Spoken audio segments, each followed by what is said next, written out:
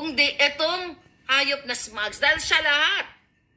Imagine nyo, dyan sa gobyerno, kayo sa PNP, dahil marami tayong mga kaibigan matitino naman. Okay, may natitira pa. Marami-rami. PNP, AFP, alam ninyo, sa buong lahat kayo dyan, huwag kayo magbang-maangan. You know that. Na ang nagpapatakbo sa inyo ay hindi naman talaga yung PNP chief nyo.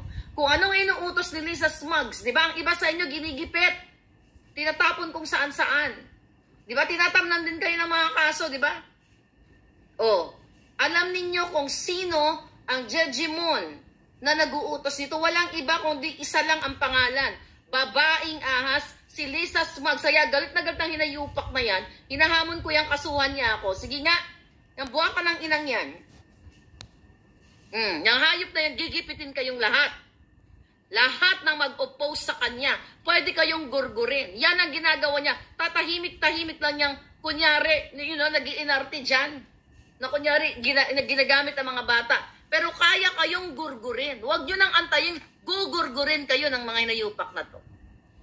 Kayo dyan sa PNP, AFP, lahat kayo.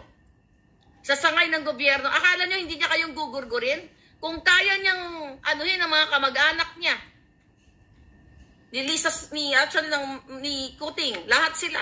Dahil pinapati mga kamag-anak ngayon ni Lisa Smugs at ni Kuting ay pinaghihinalaan nila na puting ahas. Kaya hinahamon ko kayong lahat sa gobyerno dahil alam nyo kung sino ang nagmamando sa inyo. Ngayon, plastic sa inyo, kaya kayong gurgurin. Diba? Bakit matahimik ang mga kututong nakipaglaban kayo sa bayan? Look at Larry Gadon. Diba? Dating ingay-ingay yan. Bawal, bobo. Di mo tahimik. Alam niya mismo kung anong nangyayari. Tahimik. Diba? Asan ba yung ibang maiingay noon na para sa bayan? Kasi takot sila kay Lisa Smugs na gugurgurin ang karir nila. At gugurgurin sila literally. Pero ako, hindi ako takot sa buwaka ng inang yan. Hindi ako takot sa hayop na yan kahit hawak mo pa lahat ng pera. Lahat ng pera ng Pilipino.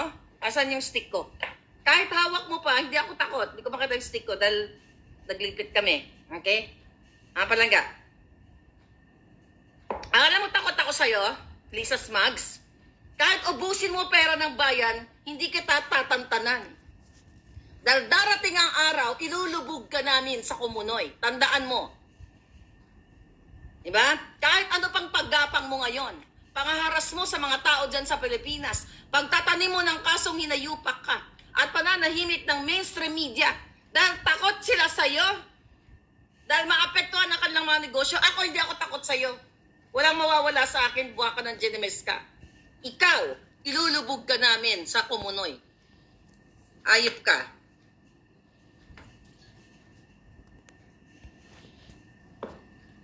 Ngayon, mga palangga, doon sa ating expose ngayon, ay natataranta si Lisa Smugs. Hinahanap niya nga na ngayon kung sino ang may hawak ng video at bibilhin niya. Okay, ayan.